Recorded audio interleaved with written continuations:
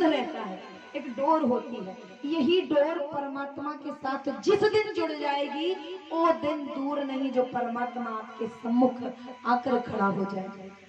उसे वस्तु नहीं चाहिए, आप इतना सामान लेकर जाओ, बड़े बड़े नोट दिखाओ, आवश्यकता नहीं है। क्योंकि कोई भी कार्य करने के लिए अनुभव चाहिए ना। मेरा अनुभव है परमात्मा की कृपा मिलने के कारण ही मैं भी आपकी तरह प्रांगण में बैठकर कथा श्रवण किया करती थी। आज कृपा ही तो है जो आप सुन रहे हो और हम सुना रहे हैं, ये कृपा ही तो है। वो कृपा करता है, लेकिन हमें लेते कैसे हैं ये हमें सोचना है। कृपा सबके ऊपर होती है, पर हम किस प्रकार उसे ग्रहण कर रहे हैं ये हमारे ऊपर निर्भर करता है। तो हमें क्या करना है, भगवान की कृपा प्राप्त करने के लिए सबसे पहले उससे प्रेम करना है।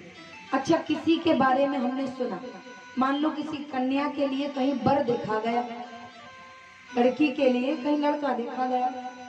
अब उसके गुणों का कोई वर्णन करे कि भाई गोरा है, फौज की तैयारी कर रहा है और बीएससी कर लिया है या जो भी ग्रेजुएशन किया हुआ है, तो हमने उसके गुणों को सुना तो हमें लगा बढ़िया है लड़का, छोरा बढ़िया है ना, चोखो है, ये बढ़िया, हमारी छोरी के लिए बहुत बढ़िया है। छोरी ने सुना तो छोरी को कहीं ना कहीं उससे भाव जुड़ गया कि हाँ मेरे लायक है, वर मेरे लायक है।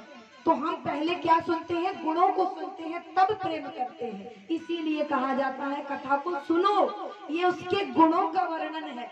जब गुणों को सुनोगे तो प्रेम हो जाएगा, करना नहीं पड़ेगा, ये डोर खुद जुड़ जाएगी जाकर के परमात्मा से। इसी से प्रेम कब होता है, जब उसका स्वरूप देखा हो या उसके गुणों को सुना हो। अरे देखो तो ब्राह्मणों की रक्षा के लिए आज अपने आप को चोर बता दिया, रण छोर बता दिया। देखो तो 7 वर्ष की आयु में और इतना बड़ा गोवर्धन पर्वत अपनी छिंगनी पर उठा लिया। जब 3 दिन का था तो पूतना मार डाली। तो वर्णन हम जब उसके गुणों का सुनेंगे तो अकस्मात ही हमें प्रेम हो जाएगा। ये कारण है कि कथाएं क्यों होती हैं। जब हम भगवान की कथाओं को श्रवण करेंगे, श्रवण करके प्रेम होगा, प्रेम होगा भक्ति मजबूत हो जाएगी। इसीलिए मन ना लगे तब भी। अच्छा एक बात बताओ, हम गलत कार्यों को भी पहले जानते हैं कि ये नुकसान देगा फिर भी करते हैं। ये अरे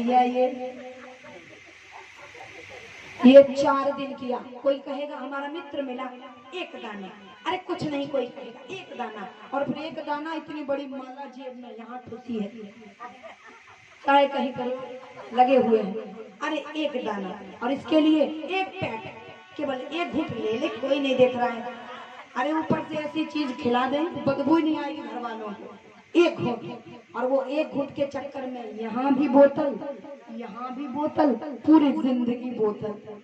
क्यों? क्योंकि शुरुआत में हमने अच्छे और बुरे का ध्यान नहीं दिया, हम उसके बारे में जानते रहे फिर भी ग्रहण करते रहे। लेकिन जब हम भी छोड़ना चाहेंगे पर छोड़ नहीं पाएंगे। जब हम दुर्गुण सीख सकते हैं तो क्या परमात्मा के गुणों को सुनकर उससे प्रेम नहीं कर सकते? हो जाएगा, पर भरोसा होना चाहिए। उसके गुणों को हम बिना मन के भी सुनेंगे। 4 दिन बिना मन के गए, मन नहीं लग रहा है, यहाँ बैठ रहे हैं, फिर यहाँ बैठ रहे हैं, कब घड़ी बजेगी भैया, कब निकलूं, तब भी 4 दिन ये नाटक होगा। 5वें दिन जरूर बैठोगे। घर में आपने लोटा ढारा शंकर जी को, जिस दिन नहीं गए उस दिन लगता है ना कुछ छूट गया, पता नहीं कुछ रह गया, आज क्या नहीं किया। तब याद आता है अरे शंकर जी को जल नहीं दिया। वो तुम्हारा भाव देख रहे हैं, उन्हें जल की क्या आवश्यकता? जिसके जटाओं में गंगा है उसे 1 लोटा जल क्या करेगा? जो गंगा को अपने शीश पे धारण करके बैठा है उसे आपके 1 लोटा जल की क्या आवश्यकता? पर वो भाव देखता है कि तुमको याद आया कि नहीं, तुम जल लेकर आए या नहीं।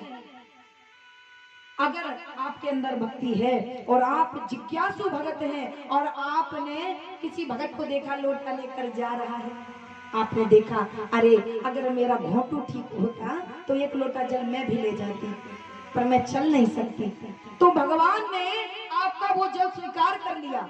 वो एक लोटा जल आपका वहां स्वीकार हो गया क्योंकि आपने कहा, आपने याद किया परमात्मा को। परमात्मा को वस्तु नहीं चाहिए। अरे अष्ट सिद्धि नौ निधि का देने वाला, 64 विद्याओं का देने वाला क्या तुम्हारी किसी वस्तु के लिए बैठा है? एक भ्रकुटी उठा दे, एक भ्रकुटी उठने से संहार कर दे, एक भ्रकुटी उठाए और सृजन हो जाए, ऐसे परमात्मा को क्या चाहिए? नहीं चाहिए, भाव चाहिए। आपने याद किया या नहीं? पहले याद आया या नहीं? याद करना ही तो है। तुम याद करोगे, याद दाया, तुम याद करोगे वो दया करेगा। याद का उल्टा कर दो, याद दाया, जैसा करोगे वैसा भरोगे भाई। इसीलिए परमात्मा को भाव से याद करो। श्रेष्ठ कर्म को किसी मुहूर्त को देखने की जरूरत नहीं होती, कर डालो। और बुरा काम जब करने के लिए चल पड़े हो तब भी विचार करो कि करूं या ना करूं, कहीं बात ना बिगड़ जाए, कहीं कुछ गलत ना हो जाए, किसी का दिल ना दुख जाए। करते करते सोचो।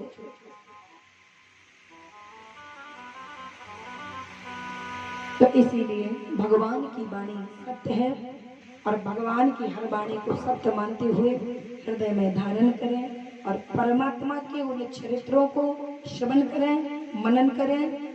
मनन करना क्या होता है? लोग कहते हैं मैंने तो कई सप्ताह सुने, कछु ना भाई, मेरे छोरा तो लगो रे, मेरे पति लगो रे, कछु ना भाई, दामाद ऐसो मिलो छोरी को कूटे, मैंने कई सप्ताह सुनी, काम ना मिलो। लेकिन सप्ताह सुनी, लेकिन सप्ताह सुनने के बाद किया क्या? बाकी बहु भागी, बाकी बहु बाकी सुनेगा भागी, बाकी छोरी बाहर पड़ गई है, वहां जाने का। उसके बाद क्या हुआ? सप्ताह तो गई, चौका चूला करके निकल गई और आपके मुंह में कुछ और आ गया। आप श्रवण करके आए हो, मनन कब करोगे? श्रवण करने के बाद मनन किया जाता है। आपकी पड़ोसन से लड़ाई हो गई, उसने आपको गाली दे दी या डंडा भी छोड़ दिया, सालों साल याद रखते हो कि नहीं? मैं गई मेरे नंद के यहाँ, मेरे नंद ने स्वागत ना किया और मेरे बच्चा को 10 रुपया भी ना दिए, याद रखते हो सालों साल? एक साड़ी भी ना दी, मैं शादी में गई मेरी बेइज्जती कर दी, ये कर दी, वो कर दी। ऐसे ही आप जब कथा सप्ताह सुनकर आए हो उसका मनन करो। क्या बात थी? कौन से वो पाप थे? कन्हैया ने कितने अवतार लिए हैं? कन्हैया के विवाह कितने हुए? ऐसा वैसा जो भी सुनकर आए हो उसका मनन करो। कल्याणकारी तब होता है, श्रवण करने के बाद बैठकर मनन करो। सुना और वहां जाकर भूल गए, फायदा क्या है? उसे दोहराते रहो, याद करते रहो, तब आपका कल्याण होगा, अवश्य होगा। क्योंकि भगवान ने लिखा है, ना हम कह रहे हैं ना संसारी कह रहे हैं, जो लिखा है वो सत्य है, क्योंकि परमात्मा की वाणी है। बोलिए कृष्ण कन्हैया।